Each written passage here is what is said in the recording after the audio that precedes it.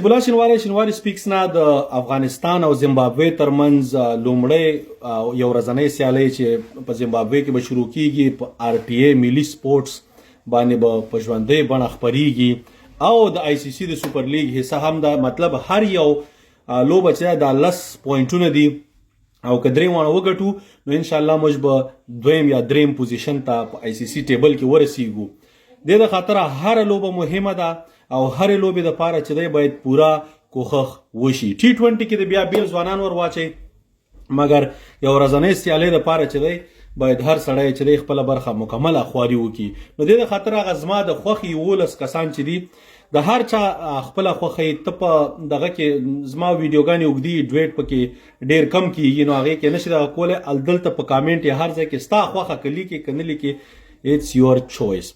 نو راځو زما د خوښي 11 هغه لوبغاړي زما په نظر باندې اول رحمان الله ګربز ریاض حسن. یس زه د رحمان الله ګربز طرفدار چې ډاون د اورډر بیټینګ وکي مګر دوی ور باندې اپ ته اورډر کوي چې سٹارټ والی څه مشکل نشته دی خیر دی ځکه چې دی چې ټاپ لاړ شي ور سره ریاض حسن چې ټیکنیکل سالډ پلیئر دی. دا دواړه رحمان الله ګربز کې پوتنشل د شته لکه جاش بټلر چې لوبه کوي مګر هغه غلط کراش شاټونه چې دي هغه ورته وال نه دي په کار په کلار یو 15 شل رنزي چې وکي هغه وروسته دی بیا پورا بالران خرابول شي.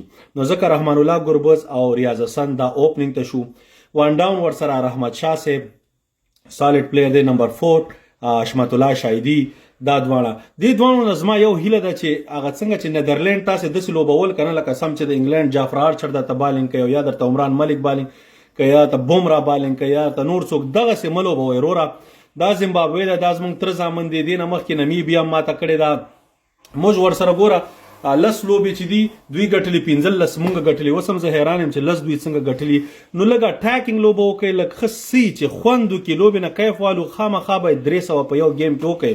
نو پنځم دغه ابراهیم زادران ځکه چې ابراهیم زادران چې لاندې دوی دوانه به ښه په کلار سی لوبه کوي لږ ورته به معلومات چې بیټینګ اورډر لاندې شته دی.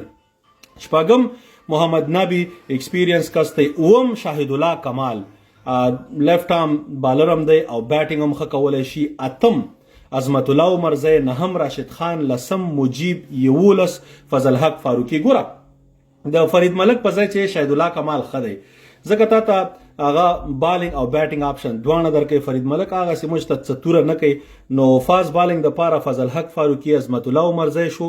باقي سپین د پاره راشد مجیب کمال او محمد نبی. که ضرورت راغی نو ابراهیم زادران میډیم پیس بالینګ کولی شي. دا زما په نظر باندې بهترین سکواډ دی. لیټس سی چې څنګه